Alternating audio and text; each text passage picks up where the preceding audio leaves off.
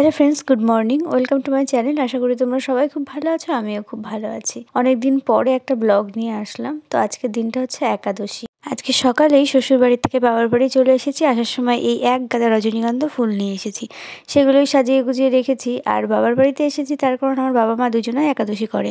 তো আমি আর শুভ দুজনেও করব। তো চারজনা মিলে এক জায়গায় একাদশী করব, তো তার জন্যই আসা আজকে। মা বাবা দুজনেই কিন্তু বেলা 12টার পরে পুজো দিয়ে তারপরে প্রসাদ খায়। তো শুভর আস্তে আস্তে যেহেতু দুপুর 3টে বেজে যায়, তার জন্য সকালবেলায় ওকে একটু সাবু মাখিয়ে দিচ্ছি আর একটু ফল দিচ্ছি, ও খেয়ে চলে যাবে দোকানে। আর এইভাবে সাবু মাখা, চার প্রসাদ মাখাটা কিন্তু আমার খুব ভালো লাগে খেতে। তো আজকে একাদশীর দিন আমরা কি কি প্রসাদ খাই সেটাই তোমাদের সাথে শেয়ার করব। তোমরা যারা একাদশী করো, অনেকেই আছে ফল খেলে গ্যাস হয়ে যায়, তো তাদের জন্য একটা রেসিপি দিয়ে রেখেছি। তো সেটাই তোমাদের দেখাবো আজকে। তো তোমরা এটা বানিয়েও খেতে পারো। তো দেখো, এখানে সাবুটা আমি সুন্দর করে মাখিয়ে নিচ্ছি আর কুচো কুচো ফল দিয়ে দিয়েছি। আর এখানে আস্ত কোটা ফল দিয়েছি, তো শুভ এটা খেয়ে নেবে।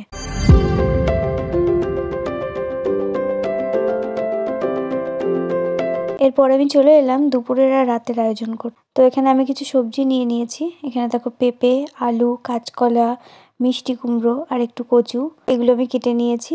আর এগুলো কি করব, সিটি দিয়ে নেবো, একটা সেদ্ধ করে নেবো। এগুলো কিন্তু আমরা সেদ্ধ মাখা খাবো। তো এখানে লবণ ব্যবহার করছি, এটা কিন্তু সন্দুক লবণ।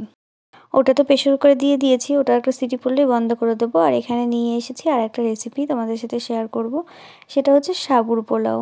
তো সাবুর পোলাও বানানোর জন্য আমি সাবুটাকে অল্প ভিজিয়ে নিয়ে জল ঝরিয়ে নিয়েছি। আর এখানে নিয়ে নিয়েছি টমেটো কুচি, কাঁচা বাদাম, লঙ্কা কুচি, আদা কুচি আর একটু নারকেল কুচি আর ডুমো ডুমো করে কেটে রেখেছি আলু। এখানে নিয়েছি সাদা তেল। তো সাদা তেল দিয়ে রান্না হবে। তো দেখো, প্রথমে কড়াইয়ে তেল দিয়ে দিলাম আর এখানে কিন্তু সন্দুক লবণ দিয়ে রান্নাটা করব। তো তেলটা গরম হয়ে যাওয়ার পরে আমি প্রথমে বাদামগুলো ভেজে নেব।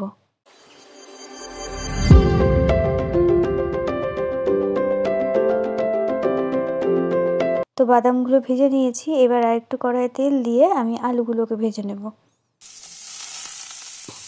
তো আলুগুলো কিন্তু ভালো করে নাড়াচাড়া করে একদম সেদ্ধ করে ভেজে নিয়েছি। তো এটা তুলে রাখবো। তো আলু আর বাদাম কিন্তু ভাজা হয়ে গেছে। এবার আমি তেলের মধ্যে দিয়ে দেবো আদা কুচি, টমেটো কুচি, কাঁচা লঙ্কা আর নারকেলগুলোও দিয়ে দেবো। তারপরে একটু লবণ দেবো। ভালো করে এটাকে কষিয়ে নেওয়ার পরে এবার আমি সাবুগুলো দিয়ে দেবো।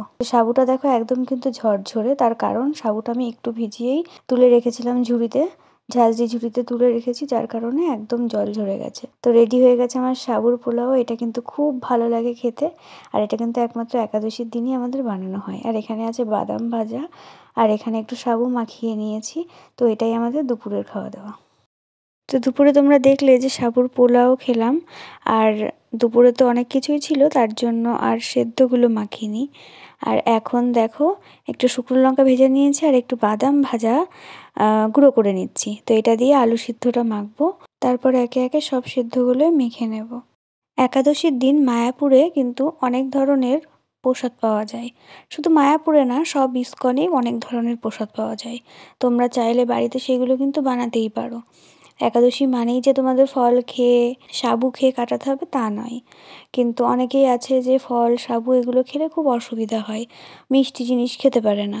তো তাদের জন্য এরকম একটা রেসিপি করে খেয়ে নেবে একাদশীর দিন। তোমাদের একাদশীটাও করা হয়ে যাবে আর এগুলো ট্রাই করা হয়ে যাবে। মা আর বাবা একাদশী করলে কিন্তু এত ঝামেলা করে না, ওরা সাবু আর ফল খেয়েই কাটিয়ে দেয়। তো যেহেতু আমি আজকে আছি, তাই ভাবলাম যে চলো মা বাবাকে কিছু একটা করে খাওয়াই। আর রাতে কিন্তু শুধু সেদ্ধ নিইনি, একটু ফল নিয়ে নিয়েছি, একটু সাবু মাখা নিয়েছি আর একটু দুধও আছে। তো আমার ভিডিও এখানেই শেষ করছি। তোমাদের কেমন লাগলো জানিও, আর সবাই খুব ভালো থেকো। Good night.